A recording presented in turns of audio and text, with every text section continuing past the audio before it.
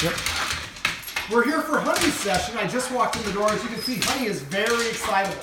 This is a technique that I come up with to help dogs stop jumping up. If she was not on the leash, she'd be all over me. She's not aggressive. She's just very excited. Now, what I'm doing is I'm staying just outside of her reach and I'm staying sideways. You're going to notice her energy level is going to come down. Now, most of the time we tell her, okay, there we go.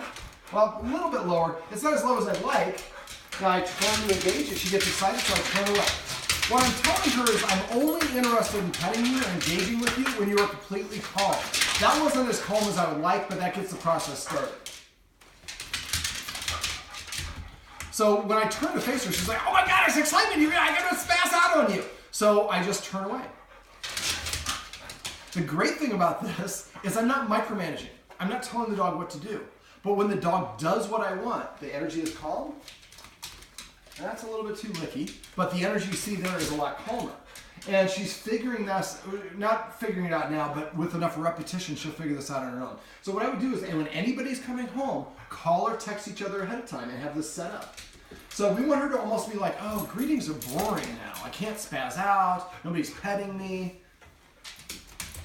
Now, I would like her to SIT, but I'm not going to command her to SIT because, again, I want her to figure out how to behave on her own. This is much more long-lasting for us because we're teaching, just like we have kids, we say, excuse me, different social niceties. Oh, honey. Yes, we're a little mouthy. We'll work on that separately. But you see the energy. There we go. So now you can also make this the mouthiness part of it. And when I reach down, I'm reaching underneath. A dog feels good about itself. His nose is parallel to the ground, tilted upward. I don't like to pat a dog ever on top of the head. But as soon as she starts getting mouthy, I lose interest in that. So you could do this. I usually use this just for the energy and the jumping, but you could also use this for the mouthing. I'll show you actually a different technique that would be better for the mouthing. But this energy, this is I'm guessing, a lot calmer than she normally settles down. She's normally, I'm guessing, she's jumping up and running around the room and spazzing out. And this has probably progressively gotten worse and worse. The great thing about this is I'm really basically doing nothing to teach the dog not to spaz out. And as soon as she gets a little naughty, I move away. Now, at first, if you notice, I'm approaching her slowly and I have a nice calm energy. After, when you get being more advanced, and the idea for this is you get a lot of repetitions back and turning it side to side. After a while, what do people do when they see a beautiful dog like Honey? They come up to her and they go like this. They go, oh, what a cute dog, you're so... And then we achieve that. Well, we can actually train Honey, despite the fact that human is talking to you ridiculously, to stay seated. So when we first do it, we're engaging like this, nice and slow and soft. Next time we do it, we might do it a little bit faster. A little bit faster. And then we're real world doing it. And again, turning away every time she gets excited.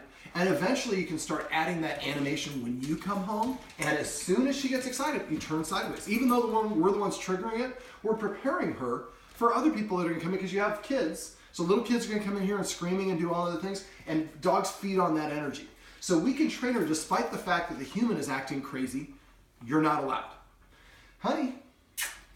Now, I didn't touch on the sitting. I talked about it a little bit. I don't like to tell the dog to sit. Eventually, when the dog SITs, you want to turn and start engaging as soon as they sit. We call that manding. That's a very polite way of behaving as the dog sits down in front of your guest, and your guests are like, oh my God, she used to spaz out on us. Now she sits in front of us to ask for attention. What happened? You're like, we called doggone problems. Of course he's well behaved.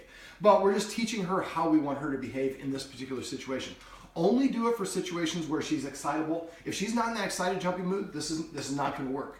But if she gets excited for like feeding time or a certain person that comes over, I usually primarily use it for when people come over, but you can use it for other situations as well.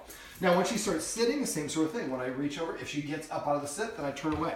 Now, that's a personal preference. I would like the dog to sit, but really the key is to have this calm energy. Right, Honey?